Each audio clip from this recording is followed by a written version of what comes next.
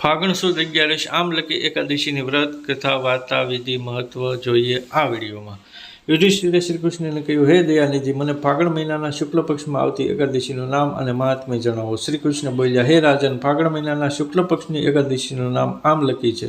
આનું પવિત્ર વ્રત વિષ્ણુ લોકની પ્રાપ્તિ કરાવનારું છે। રાજા માંદ્યત્વએ પણ વશિષ્ઠજીને આવો જ પ્રશ્ન પૂછ્યો હતો, જેના જવાબમાં મહામુનિએ કહ્યું હતું, રાજન, વિષ્ણુજીના થૂકમાંથી એમના મુખેથી ચંદ્રમા સમાન કાંતિમાન એક બિંદુ પ્રગટ થઈને પૃથ્વી પર પડ્યું। એના જ આમલકી એટલે કે આમળાનું મહાન વૃક્ષ ઉત્પન્ન થયું કે જે બધા જ વૃક્ષોનું આદિ કહેવાય છે। આ જ સમયે પ્રજાની સૃષ્ટિ રચવા માટે ભગવાને બ્રહ્માજીને ઉત્પન્ન કર્યા અને બ્રહ્માજીએ દેવ, દાનવ, ગંધર્વ, યક્ષ, રાક્ષસ, નાગ, નિર્મળ અને અંતઃકરણવાળા મહર્ષિઓને જન્મ આપ્યો। એમનામાંથી દેવતાઓ અને ઋષિઓ એ સ્થાન પર આવ્યા કે જ્યાં આમળાનું વૃક્ષ હતું।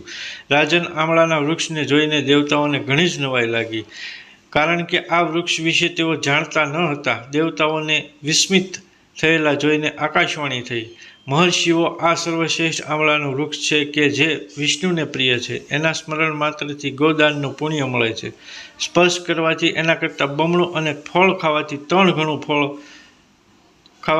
ગણું ફળ પ્રાપ્ત થાય છે। બધાય પાપોનું હરણ કરનારું એ વૈષ્ણવ વૃક્ષ છે। એના મૂળમાં વિષ્ણુ, એની ઉપર બ્રહ્મા, ખંભામાં શિવ, શાખાઓમાં મુનિઓ, ડાળીઓમાં દેવતા, પાનમાં વશુ, ફૂલોમાં મરુદગણ અને ફળોમાં સમસ્ત પ્રજાતિઓ વાસ કરે છે। આમળાનું વૃક્ષ સર્વ દેવમય છે, આથી વિષ્ણુ ભક્ત પુરુષો માટે એ પરમ પૂજ્ય છે, માટે હંમેશા પ્રસન્નતાપૂર્વક આમળાનું સેવન કરવું જોઈએ। ઋષિઓ બોલ્યા, આપ કોણ છો? દેવતા છો કે અન્ય કોઈ? અમને સત્ય જણાવો। પુનઃ આકાશવાણી થઈ, જે સંપૂર્ણ ભૂતોના કર્તા અને સમસ્ત ભુવનના સૃષ્ટા છે, જેમને મહાન પુરુષો પણ મુશ્કેલીથી જોઈ શકે છે, એ જ સનાતન વિષ્ણુ હું છું। શ્રી વિષ્ણુનું આ કથન સાંભળીને ઋષિઓ ભગવાનની સ્તુતિ કરવા લાગ્યા। આમ કરવાથી શ્રી હરિ સંતુષ્ટ થયા અને બોલ્યા, મહર્ષિઓ, તમને હું અભિષ્ટ વરદાન આપું। ઋષિઓ બોલ્યા, ભગવાન, જો તમે સંતુષ્ટ થયા હોય તો અમારા લોકોના હિત માટે કોઈ એવું વ્રત બતાવો કે જે સ્વર્ગ અને મોક્ષરૂપી ફળ પ્રદાન કરનારું હોય। શ્રી હરિ બોલ્યા, મહર્ષિઓ, ફાગણ મહિનાના શુક્લ પક્ષમાં જો પુષ્પ નક્ષત્રવાળી એકાદશી હોય તો એ મહાન પુણ્ય પ્રદાન કરનારી અને મોટા મોટા પાતકોનો નાશ કરનારી હોય છે। આ દિવસે આમળાના વૃક્ષ પાસે જઈને ત્યાં રાત્રે જાગરણ કરવું જોઈએ। આનાથી મનુષ્ય બધા પાપોમાંથી મુક્ત થઈ જાય છે અને સહસ્ત્ર ગોદાનનું ફળ પ્રાપ્ત કરે છે। ઋષિઓ બોલ્યા, હે પ્રભુ, આ વ્રતની વિધિ જણાવો। આના દેવતા અને મંત્ર શું છે? પૂજન કેવી રીતે કરવું? ભગવાન વિષ્ણુએ કહ્યું, વિપ્રગણો, આ એકાદશીના પ્રાતઃકાળે દંત પાવન કરીને સંકલ્પ કરવો કે હે પુંડરીકાક્ષ, હું એકાદશીને નિરાહાર રહીને બીજા દિવસે ભોજન કરીશ। આપ મને ચરણમાં રાખો। આવો નિયમ લીધા પછી પતિત, ચોર, પાખંડી, દુરાચારી અને મર્યાદા ભંગ કરનાર મનુષ્યો સાથે વાર્તાલાપ ન કરવો। પોતાના મનને વશમાં રાખીને સ્નાન કરવું। સ્નાન કરતાં પહેલાં શરીર પર માટી લગાવવી। માટી લગાવવાનો મંત્ર છે, ધ્યાનથી આ મંત્રને પૂરેપૂરો વાંચીને ઉચ્ચારણ કરવું। અશ્વક્રાંતે, રથક્રાંતે, વિષ્ણુક્રાંતે, વસુંધરે, મૃતિકે હરમેમ પાપમ જન્મકોટ્યામ સમર્જિતમ। હે વસુંધરા, તમારા પર અશ્વ અને રથ ચાલતા રહે છે અને વામન અવતાર સમયે ભગવાન વિષ્ણુએ પણ તમને પોતાના વડે માપ્યા હતા। મૃતિકે, મેં કરોડો જન્મોમાં જે પાપો કર્યા છે, મારા એ બધા પાપોને હરી લો।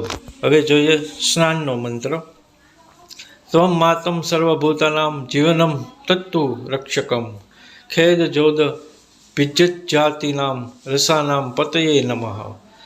સ્નાતો અહમ સર્વે તીર્થેષુ અપસવણેષુ ય નદીષુ દેવખાતેષુ ઇદમ સ્નાનમ તુભેમ ભવેત।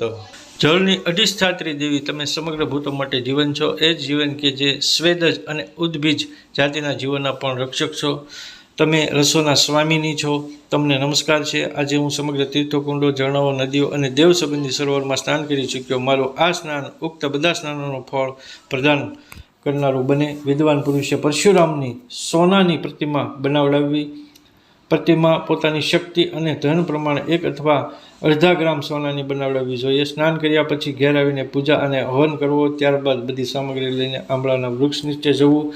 ત્યાં વૃક્ષની ચારેય બાજુની જમીન પર ઝાડુ લગાવીને લીપીને જમીનને શુદ્ધ કરવી. શુદ્ધ કરેલ ભૂમિ પર મંત્રપાઠ કરીને જળથી ભરેલ નવા કળશની સ્થાપના કરવી. કળશમાં પંચરત્ન અને દિવ્ય ગંધ વગેરે પ્રસારિત કરવા. શ્વેત ચંદનથી એને લેપ કરવો.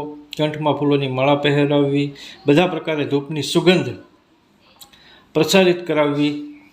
દીપકો જલાવવા. ચારેય બાજુ સુંદર અને મનોહર વાતાવરણ તૈયાર કરવું. પૂજા માટે નવી છત્રી, પગરખાં અને વસ્ત્ર પણ મંગાવી રાખવા. કળશ ઉપર એક પાત્ર રાખીને એના પર પરશુરામની સુવર્ણની મૂર્તિ સ્થાપિત કરવી. ત્યારબાદ ભક્તિયુક્ત ચિત્તથી શુદ્ધ ફળ દ્વારા દેવાધિદેવ પરશુરામજીને અર્ઘ્ય અર્પણ કરવું. ત્યારબાદ ભક્તિયુક્ત ચિત્તથી જાગરણ કરવું. નૃત્ય, સંગીત, વાદ્ય, ધાર્મિક ઉપાખ્યાન અને વિષ્ણુ સંબંધી કથા વાર્તા આદિ દ્વારા એ રાત્રિ પસાર કરવી. ત્યારબાદ શ્રી વિષ્ણુનું નામ લઈને આમળાના વૃક્ષની 108 અથવા 28 વખત પરિક્રમા કરવી. પછી સવાર પડતા શ્રીહરિની આરતી કરવી. બ્રાહ્મણની પૂજા કરીને ત્યાંની બધી સામગ્રી ગ્રહણ કરવા નિવેદન કરવું. પરશુરામનો કળશ, વસ્ત્ર, પગરખા વગેરે બધી વસ્તુઓનું દાન કરી દેવું. ત્યારબાદ કુટુંબીઓ સાથે બેસીને સ્વયં પણ ભોજન કરવું. બધા તીર્થોનું સેવન કરવાથી જે પુણ્ય પ્રાપ્ત થાય છે એ બધું જ ઉપરની ઉપરોક્ત વિધિના પાલનથી સુલભ થાય છે. શ્રી કૃષ્ણ કહે છે, યુધિષ્ઠિર, આ દુર્લભ વ્રત મનુષ્યને બધા પાપોથી મુક્ત કરનારું છે. તો મિત્રો, આપણે આમલકી એકાદશીની વ્રત કથાની વાર્તા સાંભળી તો દરેકને શેર કરશો, ચેનલને સબસ્ક્રાઈબ કરશો, લાઇક કરશો અને સરસ મજાની કોમેન્ટ કરશો. Thank you.